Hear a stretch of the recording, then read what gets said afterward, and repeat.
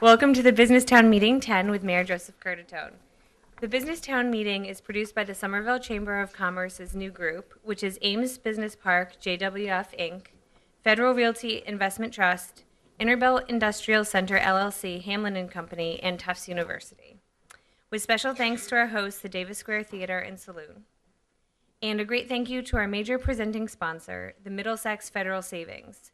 Middlesex creates and nurtures strong, long-term personal relationships with its neighbors, understands the importance of local banks in an era of continuous mergers and acquisitions, and offers free checking, free debit cards, and low mortgage rates at its neighborhood branches in Davis Square and Teal Square. We would also like to thank our co-sponsors, Express Employment Professionals, Community Credit Union, the Cooper Kane Group, Lincoln Technical Institute, and O'Donovan Law. The Somerville Chamber of Commerce believes that the urban quality of life for everyone who lives, works, and plays here in the city and the business community. The cornerstones of the urban quality of life are public works, public safety, and public education. We need a strong commercial tax base and a growing job base. The purpose of the Business Town meeting is to put the City of Somerville's Chief Executive Officer, the Mayor, front and center and alone before the community's businesses and employers, to present his administration's business and economic development agenda and to face questions directly from you. 10 times in a row, Joe Curtatone has accepted that invitation. Please welcome Mayor Joe Curtatone.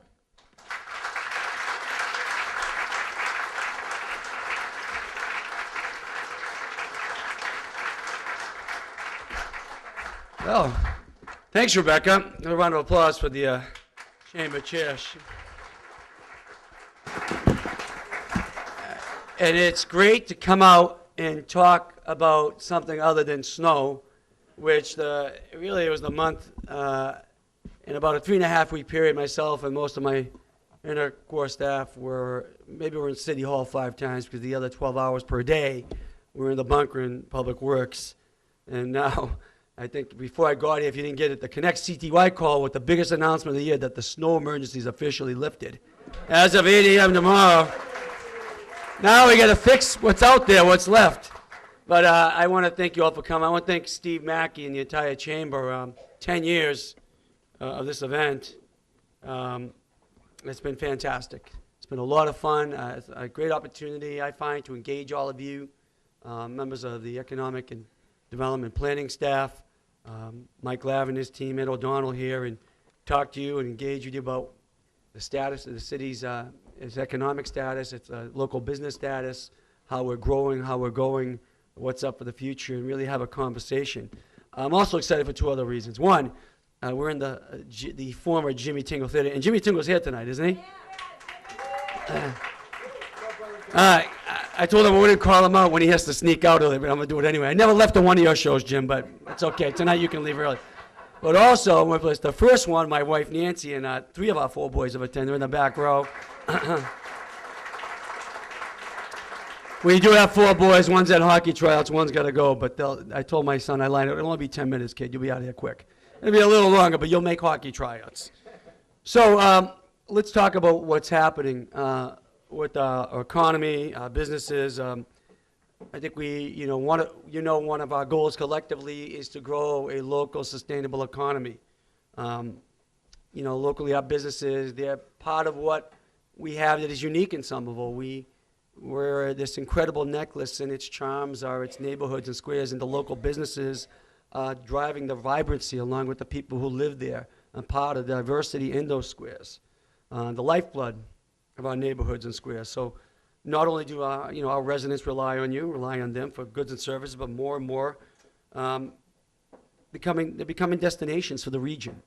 Just look at Davis Square, what has happened in the last 30 years, what's happening in Union. We know about our newest neighborhood in Assembly, and so forth and so forth. There's not one neighborhood business district or central business district that hasn't been recognized across the region or hasn't been a draw when you talk to real estate agents. I want to live in this zip code one of these zip codes in Somerville because I want to be near or in that neighborhood. And it's been so much, local business is so much about creating the strong foundation, the economic foundation that really allows us to continue investing in people. Because at the end of the day, it's the people who work here, people who invest here, the people who live here that make this city fantastic. And I got to figure out how to work this thingamajigger here. Deanne, is there a... Well, we might be flying off the seat of our pants, just like the snowstorm. Here we go. Okay, here we go. All right, so what's driving us is our values. You know, if I had to say what is the DNA of the city, you're pretty much looking at it here. There are so many pieces that go into building a strong foundation, a strong local economy, but planning is critical. And that's why we spent years collectively as a community, every stakeholder, charting a map for the next 20 years and beyond of who we're going to be, not just what we're going to build. Really, Somervision embodies that plan.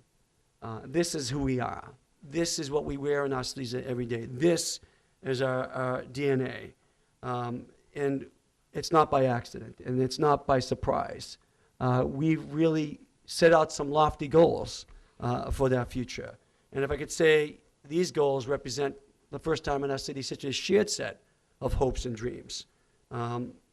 Goals that are all linked, you know, a walkable, bikeable, transit-accessible community that attracts both residents and businesses and helps sustain a locally, organically growing economy. Transit-oriented development that makes room for businesses and offices, creates, you know, an active daytime population, a 24-hour sense of place, and supports other local businesses. You know, businesses that bring in tax revenue that allows us to continue to invest in our community. So all the pieces, you know, they fit together to ultimately create the sustainable economy and desired community we hope and dream for. And that 9,000 goal of housing, and that's critical. It's something I'm asking the Somervision Steering Committee to consider. What is critical, what makes a city great are its people. And if every person who wants the opportunity to stay here is not granted that opportunity, we're going to lose a lot. We're going to lose our soul. We're going to lose our creativity. We're going to lose the knowledge, innovative base that is living here now. People want to be part of this community, as well as the greater region. The region of 101 cities and towns and more than 4 million people needs 435,000 units of housing by 2040. And every community has to do its part. And the original Somervision goal was 6,000. We said we revisit Somervision every 5 years to recalibrate. But the housing piece is so critical now that, based on studies from the Metropolitan Area Planning Council and others, we said we need to consider 9,000 now. So that's going to be part of a larger community conversation as we think about and chart our way and really trek our way to who we want to be. But our economy, I'll tell you, I hope you're feeling it and seeing it, because we're seeing it and feeling it. All the financial signs are pointing in the right direction. It's really Somervision in action. Our local option meals tax revenue was up 14% as of through November of this past year at $1.25 million and growing. We're hearing from all our locally, especially our locally owned, operated restaurants, that are doing exceptionally well, notwithstanding the past few weeks of snow. Last fiscal year saw some of the most new growth in more than a decade for the city. That is huge. You could see that trend there. We'll surpass the new growth this fiscal year and projections for more over the next decade. That's important because we really want to think, we really want to have the ability to invest in critical programs and services for everyone in this community. The projected increase in commercial share of the tax base ratio, right now or up until now, you can see the great divide. The heavy burden is on the residential property taxpayer. You know, I think at its height, it was 80-20, 80 on the residential, 20 on the commercial side. If you go to Cambridge, it's almost the opposite, total opposite. We're starting to see, albeit incremental, still historical shift of that ratio. The more we narrow this and balance out that tax base ratio, the less we're going to impact residential property taxpayers and we grow that commercial tax base. We can make more of the investment in our critical services, and that's just another sign that our local economy is thriving. And it's thriving in a lot of areas. I mentioned, you know, we're a city of charms. It's neighborhoods and squares. We are trying to build the neighborhoods of the past, preserve what we like today for tomorrow, and build those of the future, transform those in the future, like at Assembly Square. We all know what's happening in Assembly, and what's happening in Assembly is sort of embodies what's happening in the city. It's not by accident. We envision the future, we plan for the future, and we're building that future. I'm going to walk around a little bit here because I want to talk about this a little bit better. So, I hope you can hear me better. I was a little muffled. We're really excited. So, you have the first 4 blocks in Assembly Square that are fully up. The block 2, the office building, has its first major tenant About 30,000 square feet is occupied by SmartBear, a software technology company. This is near new corporate headquarters because they wanted to be part of the environment of Somerville. They wanted to be in the knowledge economy. And that's really important because I remember years ago, and Don Wood, the CEO of Federal Realty, has a great line. He said, we were told over and over again, this is not a place for office. This is not a place for technology. He says, yeah, it's not until it is. Guess what? It is. It is. And now people want to be part of this greater environment. We plan for this future. We opened the first new transit station. This is offensive in of itself in 30 years, almost 30 years, 27 years in the Commonwealth. If there's ever an example how investing in transit unlocks is the capstone for greater economic development, it's Somerville. It's Somerville. So in this greater conversation that's happening wherever you live about, oh, we shouldn't expand until we reform, no new revenue until we reform, well, that wouldn't have happened. That wouldn't happen. If that wouldn't happen, it wouldn't create the 22,000 net new jobs just in half the Assembly Square district, just on that side. And it wouldn't create the almost $17 million in net new tax revenue to the city of Somerville, or more than $1.5 billion into the Massachusetts economy. It makes no sense. Transit, planned right, done right, creates jobs, unlocks economic growth, improves quality of life, embodies the great sustainable principles to improve our environment as well.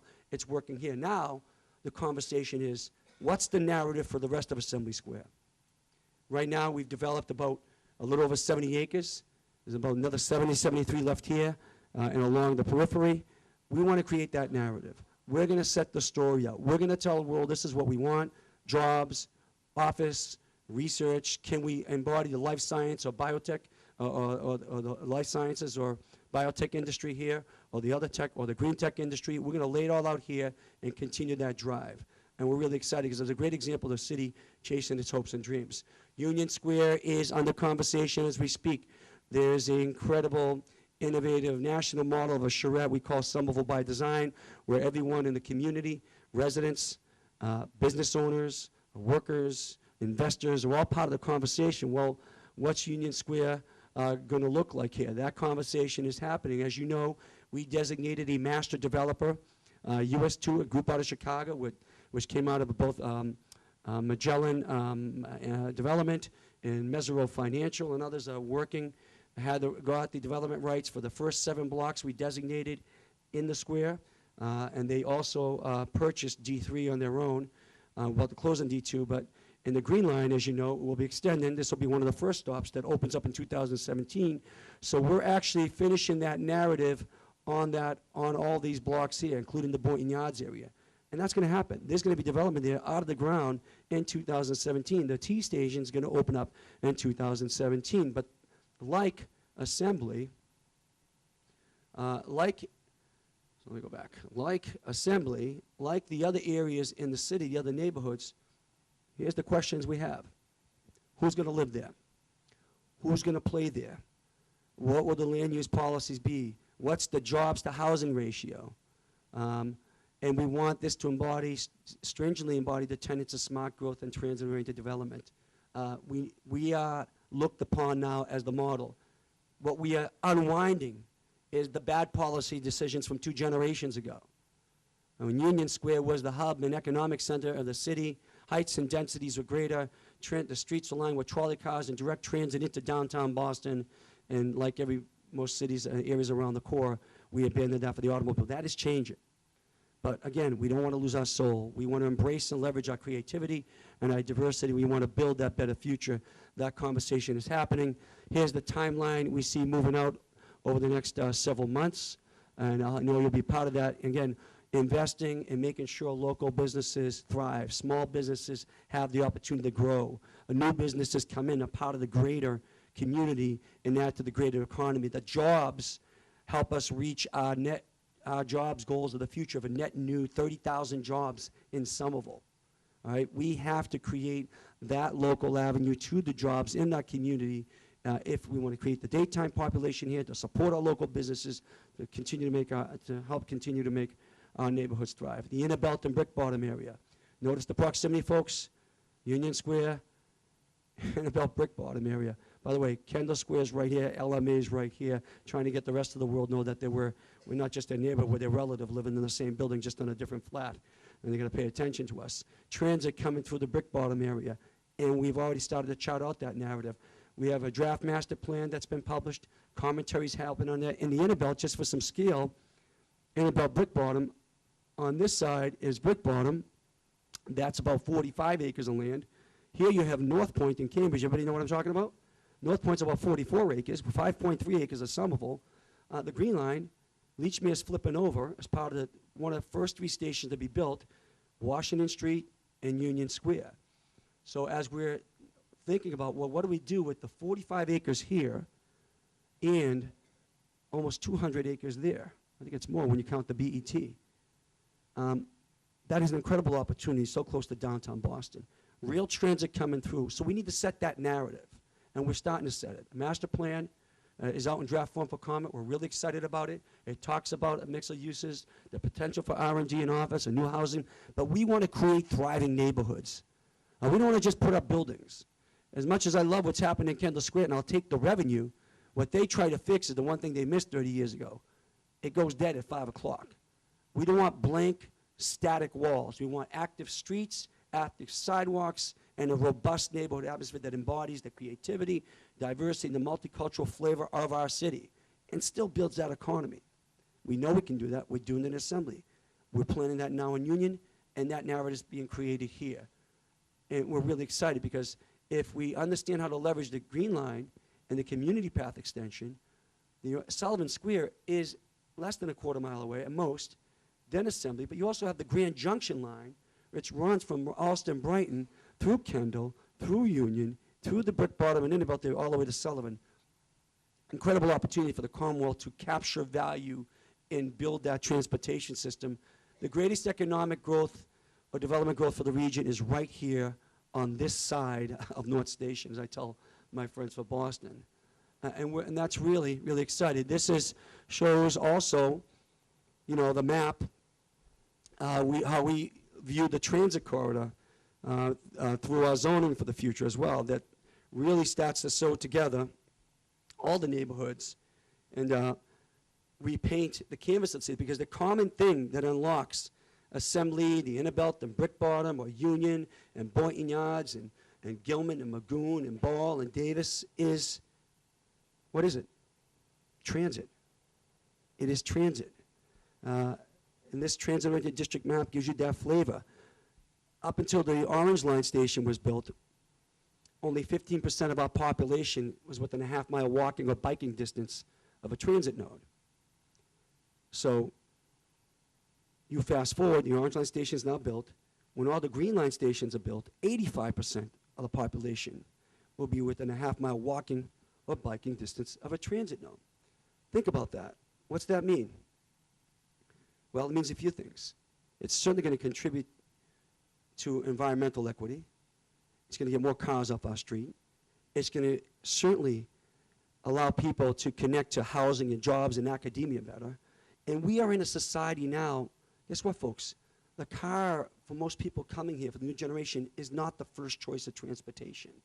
We are in the midst of the greatest demographic shift in this nation's history since the mid-century, when we used to have almost 20 rail and trolley stops in the city that defined our neighborhood districts and our industry. That demographic shift wants to live in the city regions. And we're talking about millennials, we're talking about baby boomers, we're talking about the hipsters and abnormals, everyone. They want to be here.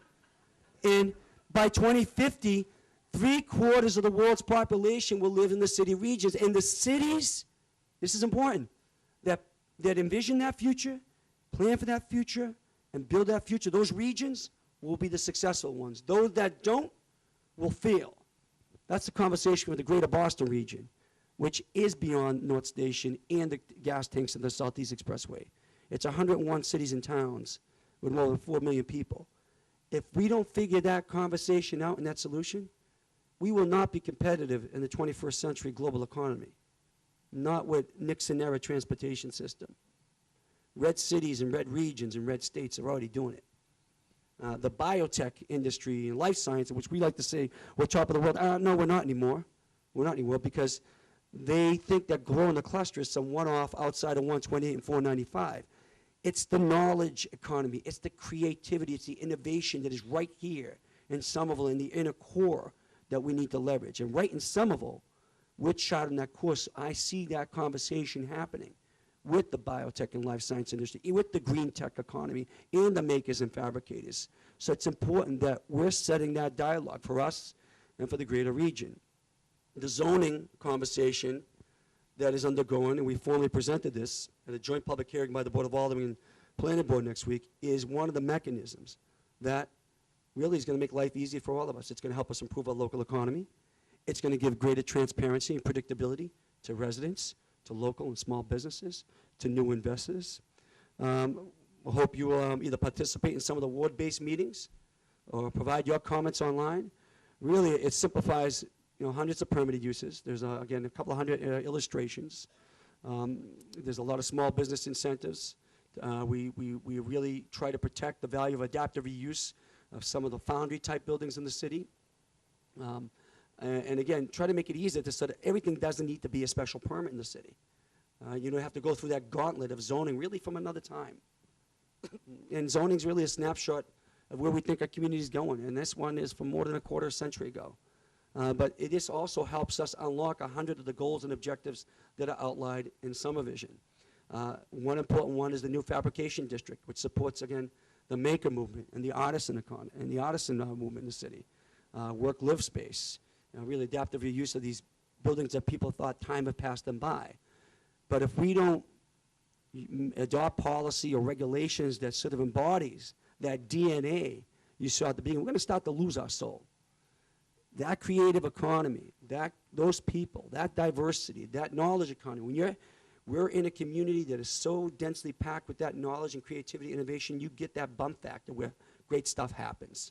That's why companies like Smart Bear are moving to Somerville. That's why people are moving to the urban core. They want to be part of this environment. And we can't do things to damage that environment that allows for that bump factor or that enables collaborative creativity. Expanding mobility is also part of that environment. The car is no longer king here. We've set out how transportation will, one, improve our quality of life, unwinding the mistakes of the past that led to more than one environmental justice zone in this city, that led to more particulates in the air, that cut off business districts like the Inner Belt from other areas in Brick Bottom, made it difficult for those areas to really grow to their full potential. And they really made Somerville an on and off ramp to downtown Boston. That's changed. We started to change that dialogue a long time ago. And we have goals in Somervision. All 50% of all new vehicle trips will be by either new public transportation, biking, and walking. We just got $1 billion check, a guarantee from the federal government. $1 billion, folks. You can applaud. $1 billion, folks. And I want to thank, I do have to thank a lot of people. For some people, this has been a 40-year experience. Myself and others, it's been 20, 25, From every advocate and activist, every planner, every business leader, people like Tom Bent, who I drafted at a very economic price to serve on the Boston Region MPO, where federal transportation dollars goes for it. We've stayed our course. We never sold ourselves out for this one. And the Green Line's going to happen because, you know what? Just like Assembly Square, when the state told us in 2004, we're not going to give you a T station at Assembly Square. We just don't want it. You're not getting it. Well, we dared them. All right, here are the net new jobs. Here's the net new tax revenue. Here's what you're leaving on the table. And we did the same on the Green Line. The best transit project in the books. Job creation. We're going to create 30,000 net new jobs in Somerville because we're going to build a Green Line. And we're going to serve the greater regional economy. We're going to improve our environment by getting more vehicles up the street because we're going to extend that all the way to Route 16. And we're going to have some environmental equity and transportation equity for one of the greatest users of the MBTA in this region. But it's not just around public transportation. We want to be the most bikeable and walkable city in the country. And we're going to get there. All the data shows, every research shows that the higher your walk and bike score, the greater positive impact to your local economy. It connects people to their neighborhoods, to their local businesses. People want to move not just from here to major job centers, but within the community at ease. They don't want to have vehicles. It's, if we build and plan a city for cars, that's what you're going to get. Let's build that for people. Let's build that people to be part of this lifestyle, be part of this culture. So we're excited how we're rated. I think we're the #1 biking community in the Northeast. We're top 10, but certainly biking and walking. We're investing in other technologies to how we manage parking. I just used my Park mobile app outside, by the way. If you haven't used it, it's a fantastic service. We're thinking how to use demand-based pricing and other new technologies to manage parking and wayfinding. Certainly the transit extension, our complete streets ordinance. We want Somerville to be mobile, have mobile opportunities, mobility opportunities, and accessibility opportunities for everyone and anyone, and that's important. That's an important equity point we need to keep in mind. And if we do that, we're going to help our small businesses. We're going to help our small businesses also by the programming we're focused on them. We had a small business suite that's been launched in the Office of Strategic Planning and Community Development.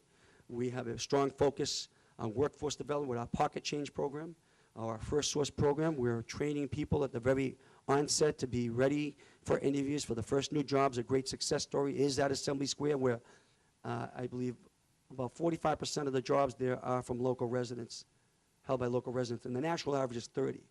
Now, we don't have 30,000 people who need jobs in Somerville today, but the point is that our local community should have the option for those jobs here to reinvest back in the community. We also want to serve the greater region, and Assembly Square is doing that. How we're using our language liaisons to make sure our foreign population, which is a third of our community, has the opportunity and access to that job, has the training for the jobs of today and for tomorrow. And again, we're even utilizing and leveraging the knowledge in our local businesses to help achieve city goals, achieve what we have in SummerVision. One example is we put out a green tech request for interest. And what that is, it's the city saying, learning what we've gained from visiting companies or incubators like Greentown Labs, is to say, how can your work, your research, your knowledge benefit the greater community goals? Somerville wants to be net zero emissions by 2050.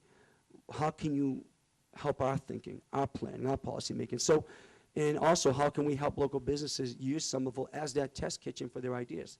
So we put out a request for interests for companies that want to use Somerville, our assets, our buildings, some of our programs to test.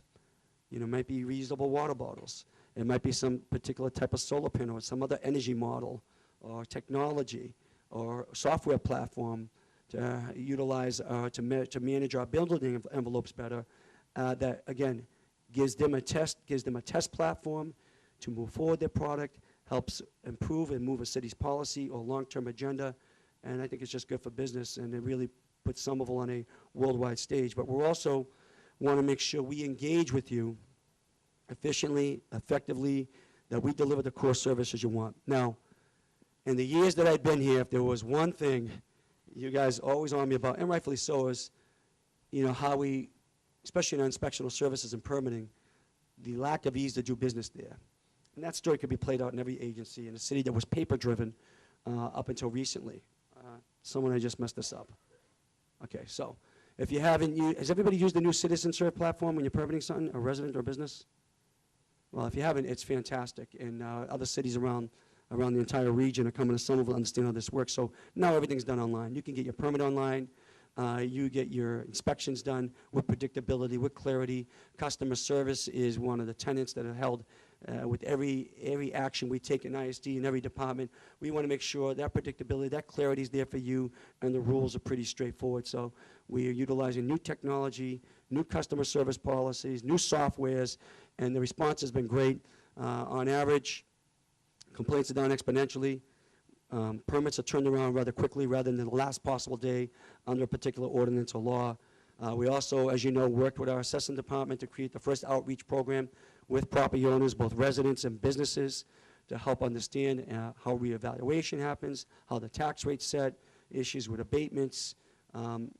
As you know, values are going up. This is the tightest and hottest market city in the country. There's not a speck of dirt that's not up for bid or there is an interest in. That's great. We love the investment. We know there's also an impact on us. It impacts our property values. And reconciled against the tax rate, that impacts our property bills. One of the things we heard last year was, it's such a Byzantine process. Nobody really understands it. So I hope you found the information we set out with the newsletters, the databases, and the outreach, working with the chamber, very helpful. It was certainly helpful for us to engage all of you. We saw a lot of complaints go down greatly in this past cycle, and we're going to continue to build upon that. And how we utilize social media and other technology in the city, including the new website that will roll out, that we invite you to take a look. We want to make sure we can engage with you at 360 degrees and 10 feet deep on a very broad and deep scale to get you the information you need real time, so that when you're seeking a city service or information, you're getting the best customer service experience, whether you're a resident, whether you're a visitor, a consumer, or a business owner or investor. And that's a really important part of how we're going to grow and sustain a local economy. So what I've said to you is to give you a little flavor for a conversation I hope we're going to engage in. I am really excited with how this city is growing. I am absolutely passionate, along with everyone in this community, to see us reach our goals, that we're going to, because it is a community, again, that is joined at the hip with a shared set of hopes and values. It is a community that wants economic growth done in the right way. And when you can align the public institution of a city government, the private sector, and the public at large on a common goal, it is extremely powerful. It is so powerful. We've seen that impact at Assembly. We've seen that impact to get the Green Line extension through Somerville. And it'll help us through every major planning effort and help us get through some of the tough challenges we face, like the winter we're going through. For me as mayor, I can't be prouder for the community I get to represent. They keep you on your toes. They challenge you. I love how we're involved in this constructive disequilibrium to think about how best to move forward, but we're going to get there. We're going to get there because we've set out a vision, we're planning for that future, and we're going to build that future. So I thank you for the opportunity for this brief presentation, and love to have some questions. Thank you.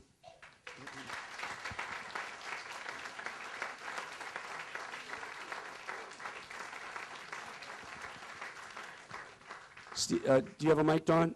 Don's over there. It's hard for me to see what the light said. Don has the mic. I'll be passing it around.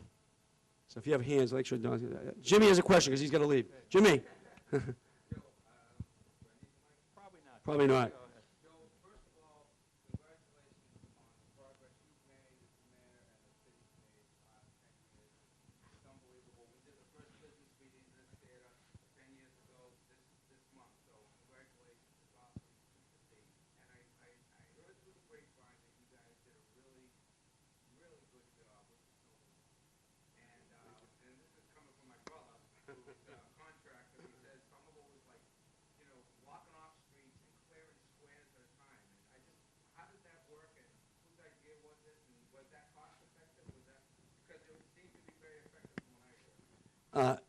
Thank you, Jimmy, and you're a hard act to follow on this stage. Your stage is a little bigger. And Jimmy's also a classmate of mine, believe it or not, at the Harvard Kennedy School. No, I meant for both of us. So someone once told me, when you go to the Kennedy School, we go to this, what was that, a 4-week orientation this summer, or 6-week? And they said, you know, you're going to be tested on statistics and all this stuff. So I haven't taken statistics in 25 years. They said, well, don't try too hard on the placement test, because if you try too hard, you're going to get a real hard course in the summer. So how would I know if that's the case? And this was true. They said, and if you walk in the classroom and Jimmy Tingle's there, you know you did the right thing. I walked in the class, Jimmy Tingle was in there. We made it, though. But thanks for the compliments, Jim. Really, I had the men and women of the Public Works Department, the people, the clerks, the people in the administrative staff, clerical staff, the private contractors, my team in City Hall. It was such an effort. To say it was an unprecedented weather event, it was really one. It was, at the end of the day, a natural disaster. It was unbelievable. And it certainly posed some unique challenges. And how we did it, I think how we approach every problem. We relied on data, utilizing a real-time basis, and how we manage. We wanted the data real-time in our hands. I think this storm, or these storms, or series of events, have certainly posed some new questions how we'd approach in the future. But we knew there's no choice. It was a costly event, probably 10x what we budgeted. For every community, it's relevantly the same liability, but we either leave people buried in their neighborhoods and businesses, which is just unacceptable. Not only is it a loss of economic opportunity, it's just a public health and safety hazard. So we set up a plan, it's a very strategic plan on how we're going to open up the city. It really builds upon how I think we have the best snow removal operation in the region anyway. But we're also looking to be exceptional at that and to be a national model. I think this storm showed that the approach utilizing data and mapping out our strategies, starting with the mains and the crossroads, and how we define the school zones and how we connect to city assets and pedestrian pathways. And then we started really a month-long effort, which ended today, peeling backwards down to the streets, the different neighborhood streets. And I thank you for your comments. We got a lot of positive comments. I hope the taxpayers don't mind the bill at the end of the day, but we're going to figure it out. Someone was in a decent fiscal position. We'll figure it out. I mean, it's a liability. We got to do what we got to do, and it's important. You know, some of those business districts are opened up better than anybody else, faster than anybody else. The streets are wider, and if you go to other parts and other communities, they're not. I think that's because of the way we manage at the end of the day. Thank you, Jim. Now, ask me how we're going to repair all the streets and the furniture and the trees and the trash out there. There's a question here. I'm going to give you the mic 'cause I think it's for the TV. Another great Somerville tenant, right? Hi. Is this on? Okay. My question is about, you had a lot of stuff up there about arts and how they contribute to creative economy and active communities and after five communities. I know you have a large number of artists per capita in Somerville, and you have a lot of amazing visual arts. But I'm a theater girl, so I just want to ask about that. One of the big problems we have in the theater community in Boston and Cambridge and Somerville is that we don't have enough space. We have small spaces like this, and then we have big, big spaces in Somerville, like the Armory or the Somerville Theater, and there aren't those mid-sized spaces. And it's kind of a crisis. We just had a conference where space was a big issue. There are working groups trying to figure out space. And I'm just wondering, as all of these squares are getting developed, how the theater community can interact with you to help figure out some more mid-sized spaces to help activate those environments. Thank you, and thanks for coming to Somerville.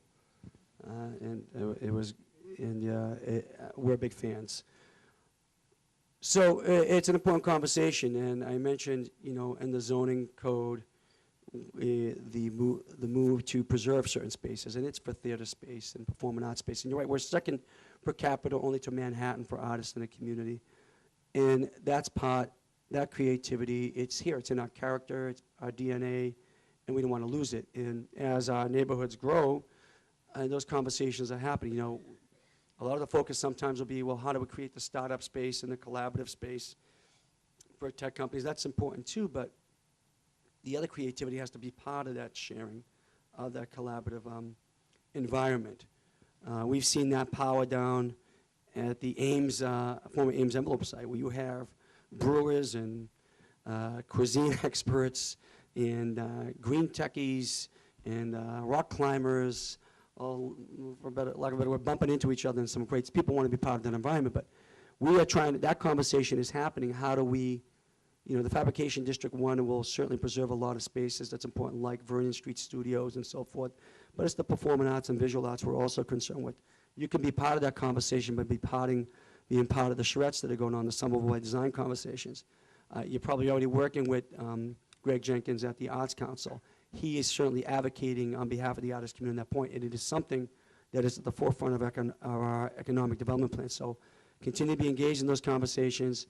We're looking to, we're seeking to assure that we do not lose those sites that we currently have, although they might be few.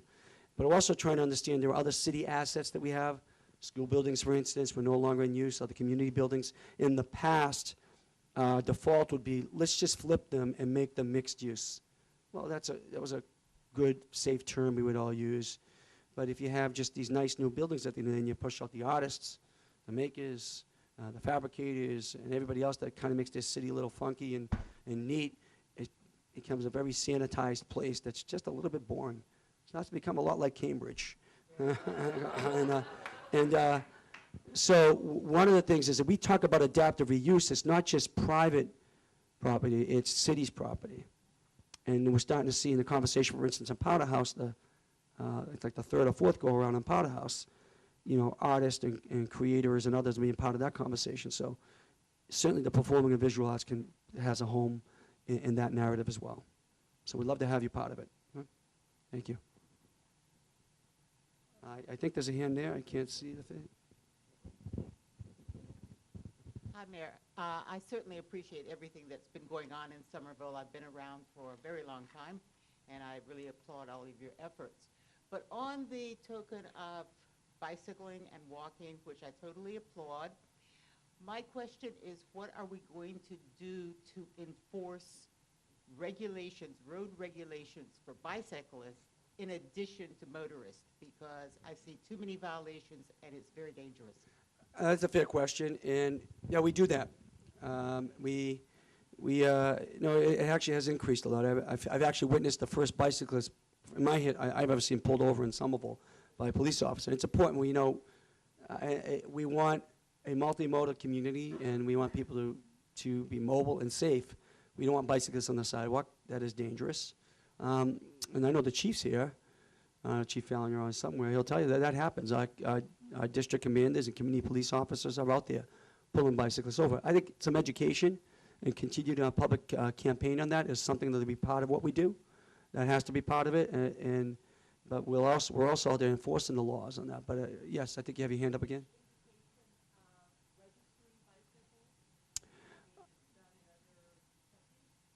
That'll be on the local level a little more difficult. Registering be more of I think that's a conversation that's happening around the region. I represent the Metro Mayors Coalition, 13 mayors and CEOs around the Boston core. It's something we've talked about. That's a possibility. If that's going to become a more dominant form of transportation, it might be it might be good policy. So it's a conversation that hasn't been really robust. It may develop, but here locally, we have a local bicycle community that's very engaged with the city in our planning efforts. We're extending the community path, which is a shared use path. The roadways, we've adopted a complete streets program, which means we want pedestrians, bicyclists, and the streets to be accessible. We painted, I think, more than 40 miles of share roads and bike lanes with the first federally funded cycle track on Beacon Street. So with those investments, we want people to obey the laws for their own safety, as well as others. So you can rest assured that, and the chief's here, I know he is somewhere. I think he's right over there. Chief, you want to shout out on that? Am I right on, you want to correct anything I said? No, I think, Mr. Mayor, you hit the nail right on the head, actually. The biggest key to it, from a policing factor, is education. So we've increased the number of tickets exponentially, well over 200%, I believe so. But the first step we're taking is education, and also the message that we all have to share the roads. Selma was densely populated, so the big thing is education. So we're definitely working in that direction. And then we've seen, at least intuitively what we've seen is we've created the infrastructure with the more share roads and bike lanes. More and more bicyclists are there. And that means also making sure that motor vehiclists are obeying the laws and not to be straddling the bike lanes or parking there. It's going to be our job to educate and do the enforcement. We know that's still a challenge, but we're making strides, but we know we're not there yet. Thank you. Hi, Joe. I'm Mary Casasso. I live in Somerville. I work at Cambridge Health Alliance, but tonight I'll ask my question wearing my hat as the managing trustee of the Affordable Housing Trust Fund in Somerville. You talked about us learning from some of the challenges at Kendall Square as it relates to the neighborhood.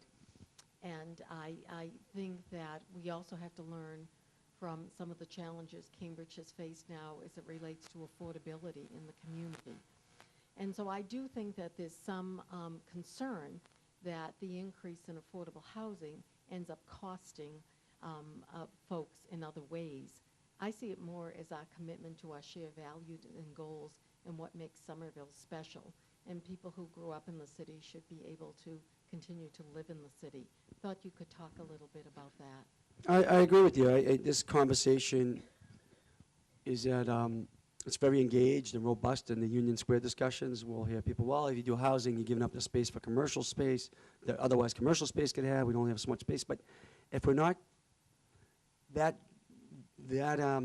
demographic shift, if we're not, one, allowing the people, giving the people the opportunity who want to be here, who are part of this community, who are part of its vibrancy, that opportunity or choice, they're going to be gone.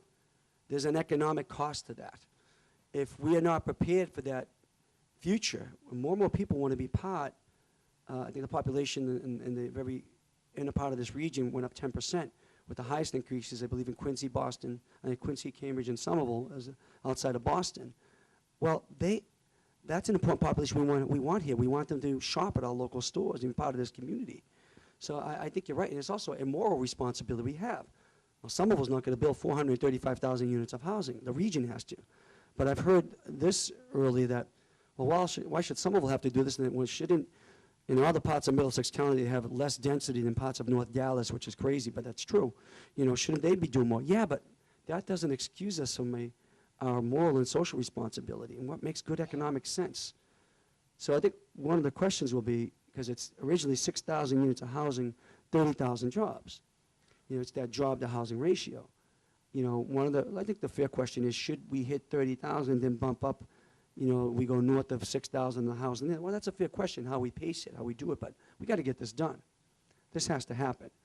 Because if you're trying to buy a home in Somerville, take a two-family or a single-family, you better have at least 25% over asking on the table, one shot, ready to go, even in some cases as is. This is over in 6 hours, folks. Well, forget it. And we're seen as a city, we're trying to buy land because we need to build a new fire station and police station. We'll be using eminent domain more than anyone has ever done in the history of Somerville because the private market just move faster. It's a speculative market. The question is, can we use that speculation to our benefit? Housing piece is critical. So we're excited. I believe that should be our goal. We're going to bring the Summer Vision stakeholder group together, have that conversation. I'm happy to have that debate. We're excited the CPA has given us double the amount of money we usually have in the Affordable Housing Trust. But Mary, that's difficult to move fast. So we also have launched a Sustainable Neighborhood Initiative. So we're looking from a regulatory standpoint, can we pass regulation and laws to incentivize more affordable housing or to leverage speculation to our benefit? Can we take greater control of some of the housing stock and keep it, part of the 100 Homes Initiative in the affordability spectrum?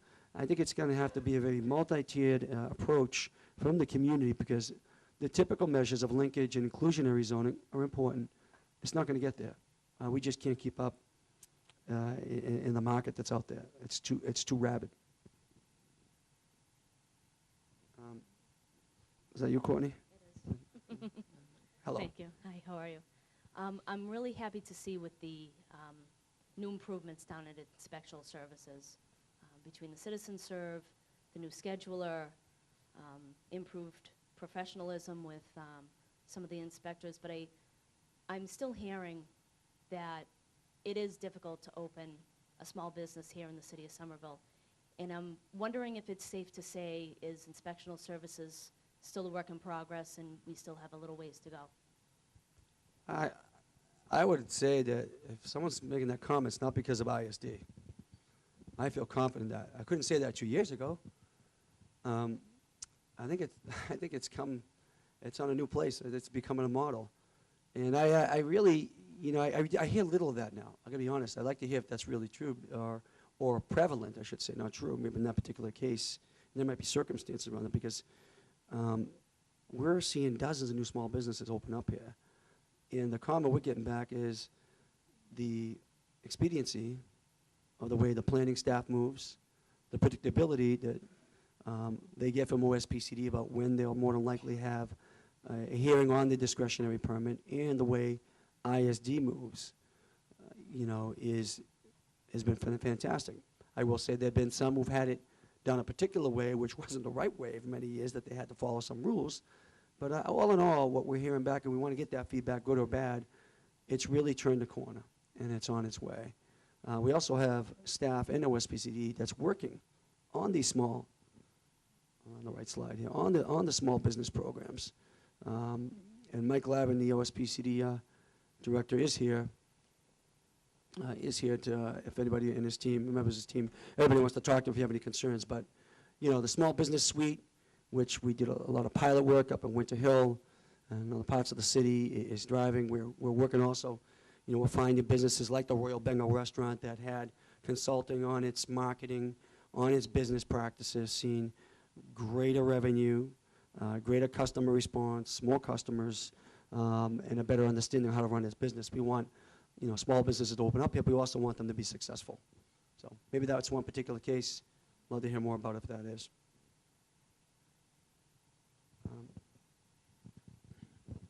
Hi, Joe. Peter Quinn Architects. Just wanted to ask about a different kind of infrastructure. That's the stuff below the ground, and what kind of long-range plans the city has for stormwater, sewage, that kind of thing. That's a good question, and yeah, there are a few challenges there. We have some historic and chronic flooding areas, some in some neighborhoods. Other times it's in a business district like Union Square. If you remember, I think it was 2009, we had in 45 minutes 4 3/4 inches of rain, and talking about the police chief inside the police station, the parking lot, the cars were bumping into one another, were floating around, and half of Union Square's in the water, and that's because the system's taxed outside. So we have plans in terms of how we want to separate systems. We have plans, or we have discussions in terms of assessing the infrastructure now in places like Union Square. As development happens, we need to deal with the infrastructure again, not just the roadways, not just the brownfields remediation, but what is subterranean underground. So, and in Union Square, our infrastructure needs assessments will include, flood mitigation and new water and sewer systems. I think, a lot of I forget what the figure was around here, 15 years ago, it was about $4+ billion in the region to deal with really separating the systems to do with some of the flooding in the region. And surely that's exponentially higher today. But we understand that as a community, as we are trying to encourage more growth, more commercial growth, we want more residents in terms of more housing opportunities, we have to increase that capacity one way or the other. Either how it managed to flow into the greater system, or do we encapsulate it and manage somehow. In Union Square, for example, I think we did a $2+ million assessment. We're doing it along with Parsons Brinckerhoff of what that is, because we want to have a full understanding, diagnosis of what the infrastructure needs, especially the water and sewer systems, as we think about how we build the infrastructure necessary for the growth. We did something similar in Assembly Square. When you build a new neighborhood that doesn't exist before, you got to build the stuff that's not sexy, the water, the sewer, the utilities, and the roadway system to really make it work. So we have a good handle on it across the city, but we haven't got a plan for the entire city yet. I would say there are more areas around certain neighborhoods that have historic and chronic flooding, and for the areas we want to grow. Thank you.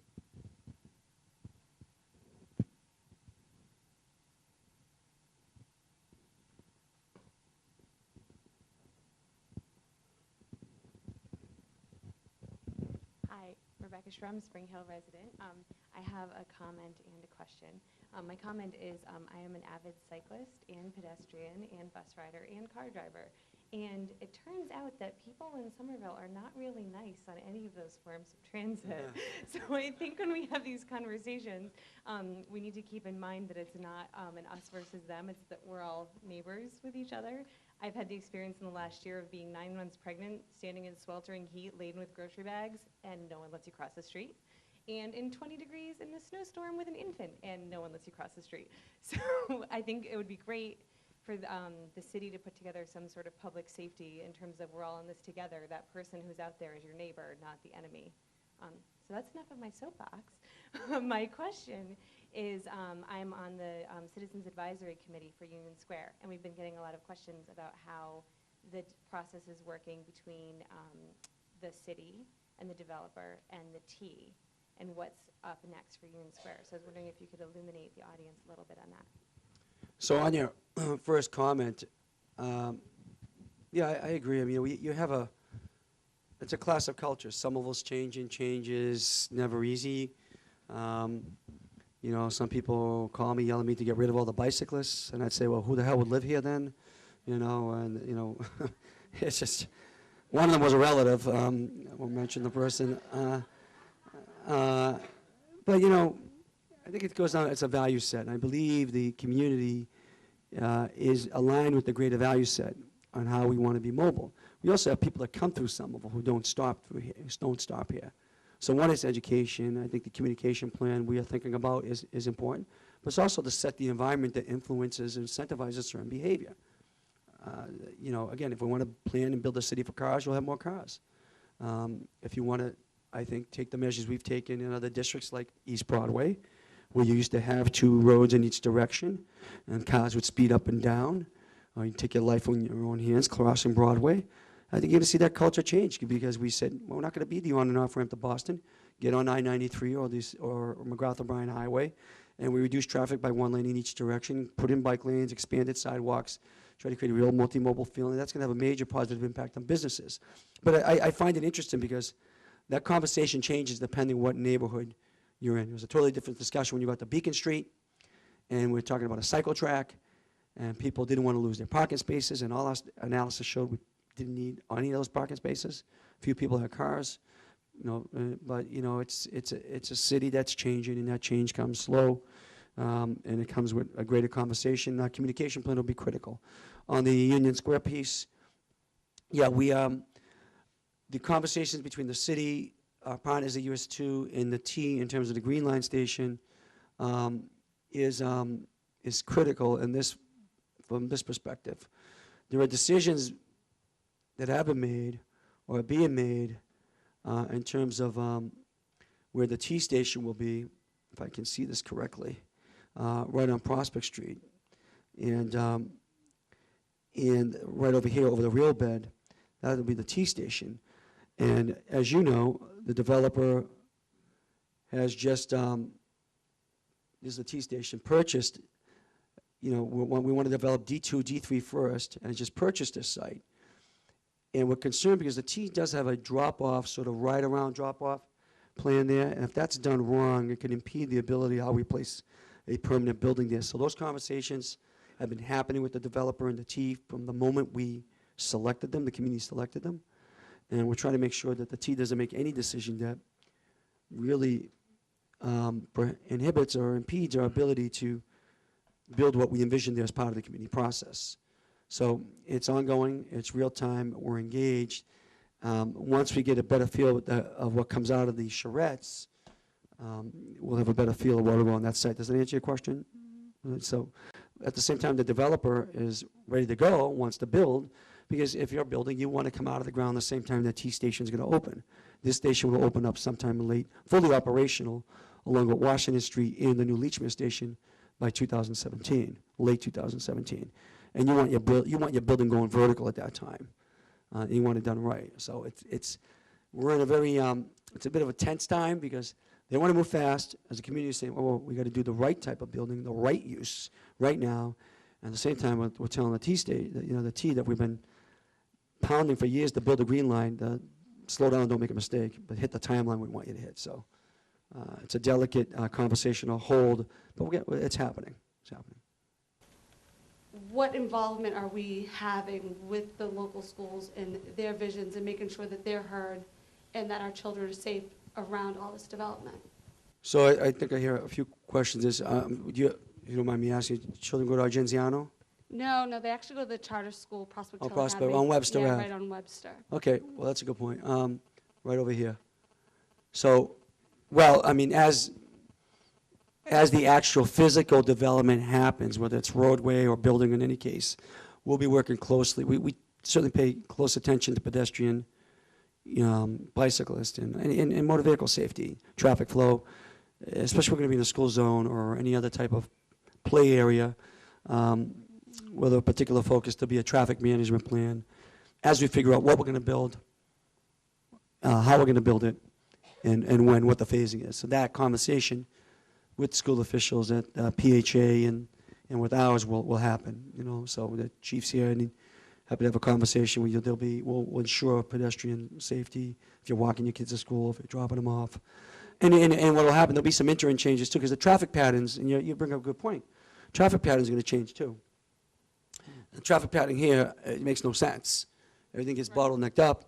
I said the designer of the Big Dig must have designed the traffic pattern in Union Square, but we're going to change it. We don't know exactly what's going to be. The roadway system's going to change. That means behavior has to change for motorists, bicyclists, and pedestrians. But you can rest assured that the school community will be educated, involved in a conversation, will address their safety concerns for drop-off areas, enforcement for speed, and other rules.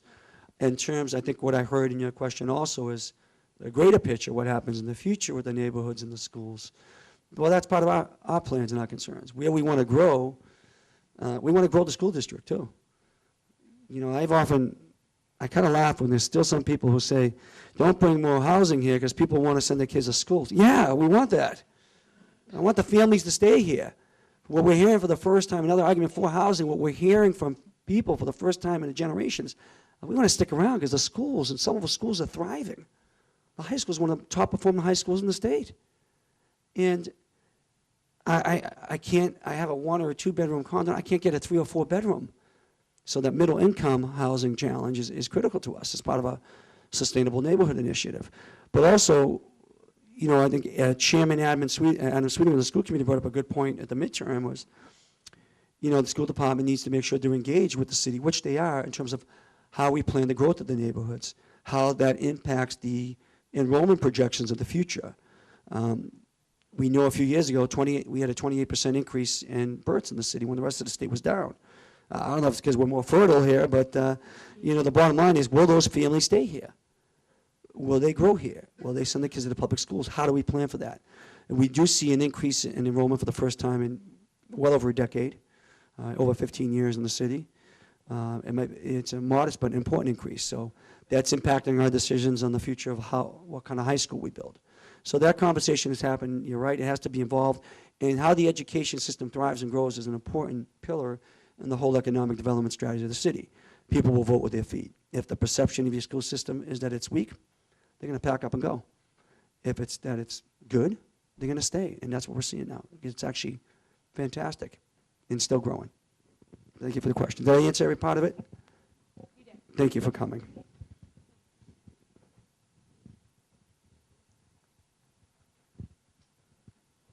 I wonder if my kids have any questions. Don't worry, son. You'll make hockey tryouts. You're on time. You have a question? Yeah, you can leave. I thought he actually had a question. You don't get a free drink on the way out, kid, though, right? All right. Joe, in January and February, the snow came down, and so did the MBTA. And along with it, Dr. Beverly Scott, who was a good advocate for the city of Somerville and for a Green Line extension and just expansion as a whole. Now also, now that the snow's melting, the critics are coming out saying, you know, we need to stop expansion and we need to increase the state of good repair. And I know you've been out there. Can you just explain how you're going to counter that argument? Because one of the things that we don't want to have happen, obviously, is the state to fall back on its commitment on the Green Line, not just the part that the feds have put in the $1.3 billion on, but also from Route 16, you know, from College Ave to Route 16. Yeah, thanks, Tom, for the question. It's a conversation you need to be aware of. I don't see the state coming back on the Green Line. I believe they're committed because the benefits speak for themselves. We need to continue to advocate from College Ave to Route 16 because that wasn't part of the original plan, and we were able to get, with your help and others, about $100 million in highway flex money because it's a different monetary source that comes from that piece. But what I believe will carry the day is what has always carried the day. It's the economic facts. Net new jobs, net new tax revenue, billions of dollars into the Massachusetts economy. And, you know, Governor Baker needs a victory. He's going to have to say no to something. I think South Coast Rail is really in jeopardy, along with South Jason expansion. There is a revenue problem. I laugh at the absurdity when they say no expansion. What do you call an expansion? Buying new commuter rail cars, red line cars that are Nixon-era trains? Those are the things breaking down. Those are the things breaking down. And when they say reform before revenue, well, we did that twice. We know 7 years ago that there was a $19 billion deferred liability because the legislature got us there. Then, I don't have to remind you who, I mean, the current members of the administration who threw all the big dig debt on top of the T. It was set up to fail. It was set up to fail. So you have an event like this, your deficiencies have become glaringly obvious. I think Bev Scott was a true transportation advocate. She's a hell of a person. I loved her dearly. She was good to Somerville in the region, the type of advocate you want. But I do believe the governor, any governor, should pick who they want in those positions if they're going to be held accountable. This is not just about operations. I think we all, city, local, federal government, could take some lessons actually for us. We should always look for ways to be efficient, to get the biggest bang for our taxpayers' dollars. But this is just more political rhetoric without knowing the facts. The preventive maintenance is 2 generations in the making, the lack of preventive maintenance. That $6 billion, $6.5 billion figure, 2 generations in the making. They had opportunities to invest greater years ago and to make it a priority. They did not do it, and it's costing more now. It's the same argument I hear, well, it costs 5 times more to fix a road in Massachusetts. Yeah, because are we fixing them? We're actually building them anew all the time, because for every dollar you spend on a preventive maintenance on a roadway, you save $5 to $6 today, for tomorrow. So we need to make a choice. Do you want to grow the economy? You better expand the transportation system. If you don't expand it, okay. But we're not going to be competitive in the 21st century global economy. Oklahoma City, a red city in a pretty red state, passed a major revenue overlay to build that system. Go out to LA. Was anybody there 15 years ago? See what they have, because they knew they had to get in the game. If you want to connect people to jobs, if we want to create jobs, improve quality of life, improve the environment, we want to build that biotech lifestyle cluster and the new economic movement here, we better do it. We're going to lose it. We will lose, and it will come down hard. This is bigger than the Green Line. It's about it's about revisiting what we talked about in the urban ring. It's about making sure the Grand Junction line connects Alston, Brighton, through Kendall Square, all the way through Somerville into Sullivan Station. And it's about making sure the Green Line happens. It will happen. It's happening right now. And, because if you can do math, you can figure it out. New tax revenue, new jobs, more than pay for itself. And quite frankly, if they did their job 20 years ago, it would have been built, would have cost half as much. All right? So the same people who screw things up want to say, well, more reform before revenue. Efficiency first before expansion. What does that mean? Mr. Mayor, yeah. I'm being told we have time for one more question. Okay. Evening, Mayor. Lou Carrier here. Part of the fulfillment of the greater vision for Somerville, as you discussed earlier, lies is in some of the fundamentals of zoning, and there's some upcoming decisions relative to zoning, and I was wondering if you could talk about them a little bit, and for folks in the business and with residential concerns, how might we get engaged in that conversation in support of this, the progressive actions that are being proposed? Sure. Thank you for the comment. The zoning, Paul McMorrow wrote a great piece on this several months ago. Works at the state. I think he called it, he basically said Boston should be doing what Somerville does on zoning, and the rest of the region, the nation should take notice. It is form-based zoning. It makes it easy and predictable for homeowners to make basic improvements, whereby today you have to spend a lot of money to go through different discretionary permitting processes. It gives businesses, it really simplifies a lot of uses from almost 300 to down to 100 into different categories. So it's greater clarity. It's a lot cleaner. And it creates a lot of incentives for the types of things. And it preserves certain districts of certain uses and allows for certain adaptive uses that are part of the creative economy that we want to hold on to. They're so part of our vibrancy. What you can do is get engaged in the conversation. There was a public hearing last Thursday. George Proakis, George Proakis spent 2 years with Dan and your staff and Michael's team, and the hardest working planning department folks in the country, and really the country. You can't, if you want to know how you can participate, well, look at it, read it, ask questions, give comments. Overall, I think there's a positive feel about the zoning. There'll be, I think some people will have some questions how to maybe elevate certain priorities. They have concerns certainly how it impact your property. I invite you to take a look at that line. I invite you to make comments. The comment period is open for until the 27th of March. Then it's in the Board of Aldermen's hands, and what is the dispositive date now? The end of June?